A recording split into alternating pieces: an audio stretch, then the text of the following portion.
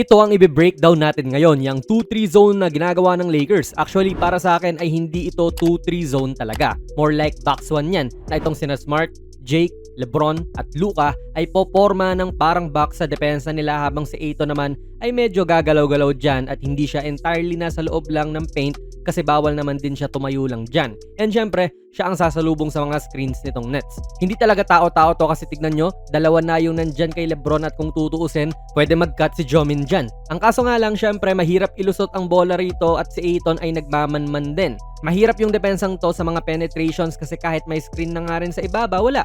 May sumasalubong lang din kagad at marami ka pang kailangang lampasan bago makapasok sa loob. So yung bola ay andito lang din sa may ibabaw at puro swing ang kalaban. Kita natin nag-reload ang Nets sa pick play dito sa kaliwano at si Ayton naman ang sumalubong. So medyo siya yung flexible dito mga idol para gumana nga ang kanilang depensa. Again, kahit maiwan po si DA dyan ay may luka pa siya na kailangang lusutan din dito. Naging illusion din na since nasa helping position si Lebron dyan naiisip din ng ball handler na libre na sa weak side pero abangis na rin po si Lebron doon. Ganda ng depensa nila rito mga idol.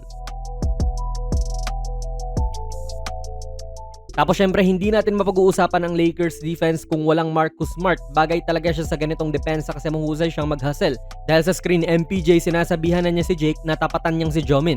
Komplikado tong depensa ng Lakers mga idol, that's why importante yung communication. Tulad ni Luka, nagsasabi na siya kay Lebron na may lumilipat na sa kanyang side. Tapos sa Ayton nga rin, angat na angat dito kasi siya nga yung tutulong sa mga screen. Pero no need naman na yan kasi natapikan sila ng Smart ng bola. Fast break pa sa kabila.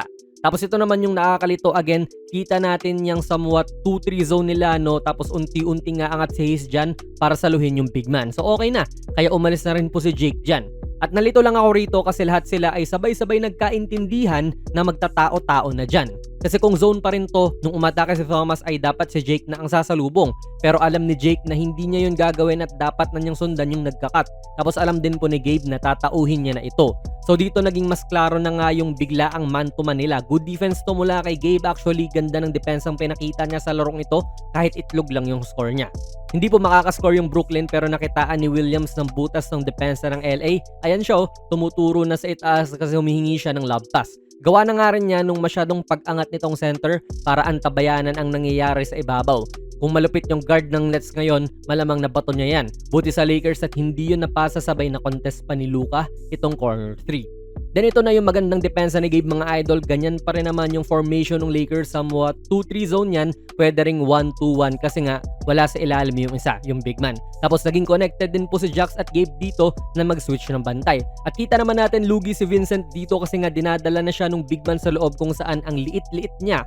Lugi rin po si Jax kasi microwave scorer ang tinataon niya at pwede siyang iwanan sa bilis nito ni Cam Thomas.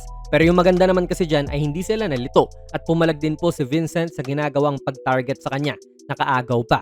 Actually, dalawang sunod na beses ginawa ni Gabe yung pag-deny sa ilalim. Pero nagsisimula talaga ang magandang depensa dito sa dalawang ito sa ibabaw. Manonotice natin na angat talaga sila sa ibabaw dyan. Not your typical na 2-3 zone. Kasi dito sa Pinas, or at least pag naglalaro ako, no, guard ako lagi akong nasa ibabaw. Yung pwesto ko ay andito sa may kanto palagi. Ewan ko kung nationally ginagawa natin yan, pero ako and sa mga nakakalaro ko, ganyan po. Pero dito nga sa ginagawa ng Lakers, angat na angat sila para lalong ma-pressure yung ball handlers. Pag kasi lumubog sila dyan tulad nung sa tinutukoy ko, they can just walk up sa tres na parang wala lang. At least dito, may contact ka na bago ka pa tumapak sa tres. At challenge talaga tong nagdadala ng bola at na-challenge nga, nakaagaw si AR. Parang naging protection ng Lakers to sa mga blow-bys ng kalaban mga idol, kaya sa susunod na manonood kayo ng Lakers, no, obserbahan nyo kung ginagawa nila to kasi napapadalas na nga yung ganitong gawain nila Kahit pa maiwan si AR dyan, si Luka ay sasalo. Tapos wala siyang corner na tao na iniiwanan kasi nga naka-zone sila. Kaya no choice talaga si MPJ to pass the rock unless na lang tumira siya ng bad shot. Ang pinaka-open dito ay si Powell sa corner pero since nasa kabila nga, madaling makaka-recover ang depensa ng LA dyan. Good observation din kay Lebron na umangat na rito at inabangan ang pasa ni MPJ. This game po masasabi ko talaga na solid ang depensa ng Lakers and first half nga lang to kasi buong laro naman ay tambakan na. Hindi ko po sinasabi na malakas na sila dumepensa na team baka sabihin nyo hype na naman si Jonas PB. Pero kung itong laro lang na ito ang titignan nyo, maganda talaga ang ginawa nila. Actually sa huling 3 games nga nila mga idol ay rank na top 9 itong defensive rating nila. Goes to show lang din na nag-e-effort sila sa huli nilang mga games. Kaya syempre, ang gusto ng mga Laker fans ay magpatuloy to, di ba? So ano pa masasabi nyo sa ginawang depensa ng Lakers this game mga idol? Ilagay nyo lang po ang inyong mga komento sa ating comment section. Kung nagustuhan nyo po ang ating video ay pakipindot na lang idol ng like button, mag-subscribe ka na rin sa ating channel. And ako nga pala si Jonas PB and as always, hanggang sa muli.